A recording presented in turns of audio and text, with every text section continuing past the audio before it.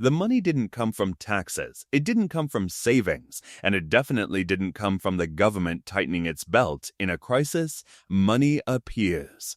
Quietly, instantly, in numbers so large they stop feeling real. And almost no one is watching where it actually goes. That's the uncomfortable truth. Because when headlines say trillions injected into the economy, most people imagine help, relief, rescue. What they don't imagine is a balance sheet quietly expanding somewhere else, and a small group walking away richer, not by accident, but by design. And right now, that system matters more than ever. Every major crisis in the last 40 years has followed the same script. Different causes, same ending. New money, new winners, familiar losers.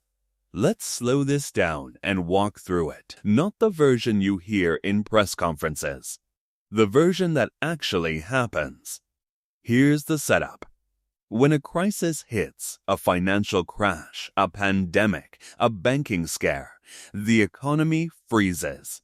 Businesses stop investing. Banks stop lending, consumers pull back, money stops moving, and when money stops moving, the system panics, because modern economies are not built to slow down. They are built on debt, on leverage, on the assumption that tomorrow's money will pay for today. So when that assumption cracks, policymakers face a choice. Let the system reset, or create money to keep it alive. They always choose the second option. Now here's where the misunderstanding begins. Most people think money is created by governments printing cash, trucks full of bills, presses running overtime. That's a myth. Physical cash is almost irrelevant. Real money, the kind that matters in crises, is created digitally by central banks and commercial banks through balance sheets. No printing. No vaults, just keystrokes. Here's how it actually works. At the center of the system sits the central bank, the Federal Reserve, the ECB, the Bank of Japan. In normal times, they mostly stay in the background. In a crisis, they step forward and do something extraordinary. They buy assets, not groceries, not rent, not student loans, assets, government bonds, mortgage-backed securities, corporate debt, sometimes even ETFs. They buy them from banks, funds, and financial institutions. And here's the key point. When the central bank buys these assets, it doesn't use existing money. It creates new money on the spot. It credits the seller's account with fresh reserves, just like that. No taxpayer funding, no budget debate. New money exists because the central bank says it does. This is often called liquidity support or quantitative easing, soft words for a very powerful act. Now pause here. Who sells assets in a crisis? Not the average worker. Not small businesses scraping by. It's institutions, banks, asset managers, large investors. The ones who already own financial assets. So the first recipients of newly created money are not the economy. They are the financial system. This is where the benefits quietly concentrate. Because when trillions of dollars flow into asset markets, prices rise, stocks recover, bond prices stabilize, real estate rebounds. If you own assets, you feel relief. If you don't, you feel prices going up around you. This is not a bug. It's how the system is designed to work. Central banks aren't trying to make everyone richer. They're trying to prevent collapse. And the fastest way to prevent collapse is to protect asset values. Because assets are collateral, and collateral holds the debt-based system together. Here's the uncomfortable math. The global economy runs on leverage. Households borrow, corporations borrow, governments borrow. If asset prices fall too far, collateral values shrink, loans get called, defaults cascade. So central banks step in to put a floor under asset prices. Publicly, this is framed as supporting the economy. Privately, it's about stabilizing balance sheets. And balance sheets belong to those with assets. Now let's talk about the irony. During crises, you'll often hear that money is flooding the economy.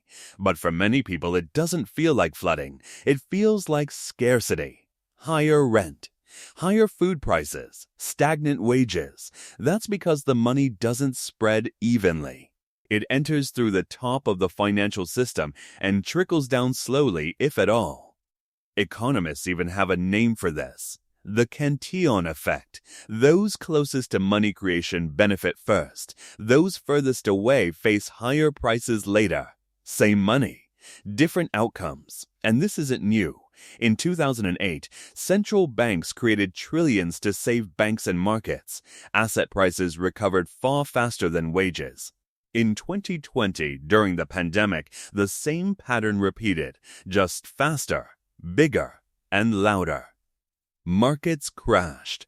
Money was created. Markets soared. Meanwhile, millions struggled to keep up with the cost of living. This creates a strange contradiction. Crises are framed as collective suffering. But the financial aftermath is often a redistribution upward, not because of malice, because of structure. And structure doesn't care how it feels. Now let's zoom out. Why not just give the money directly to people? Sometimes governments do. Stimulus checks, subsidies, relief programs. But those are politically slow and limited. Central bank money creation is fast and massive, but indirect. And indirect support always favors those already connected to the system. There's also a deeper incentive problem. If markets believe central banks will always step in, risk-taking increases. Why worry about downside when rescue is expected? This is how too big to fail quietly becomes too important to lose money. Over time, this shapes behavior. Capital flows towards speculation instead of productivity. Debt grows faster than incomes. Asset owners gain confidence. Non-owners fall behind, all while the system insists it's neutral. Now here's the part rarely discussed. Money creation in crises doesn't just change who benefits today. It reshapes the future. Because once money exists, it rarely disappears. Balance sheets expand, expectations adjust, and the next crisis requires even more intervention to achieve the same stabilizing effect. This is why each crisis response is larger than the last, not because policymakers are reckless, but because the system has become dependent, like a patient who needs stronger doses just to stay stable. So where does this lead? Higher asset prices, higher inequality, greater reliance on central banks, and a growing gap between the economy people live in and the economy markets reflect. At some point, that gap becomes political, social, unstable. History shows this pattern again and again. Financial systems can create enormous wealth, but only if the structure holds. When trust breaks, the math stops working. And that's the unresolved question. If money can be created instantly in a crisis, if asset markets are always protected, if debt keeps growing faster than the real economy, then what exactly is being stabilized? The system, or the imbalance inside it? Because the next time money appears out of nowhere, the real story won't be how it's created. It will be who is already standing closest when it does.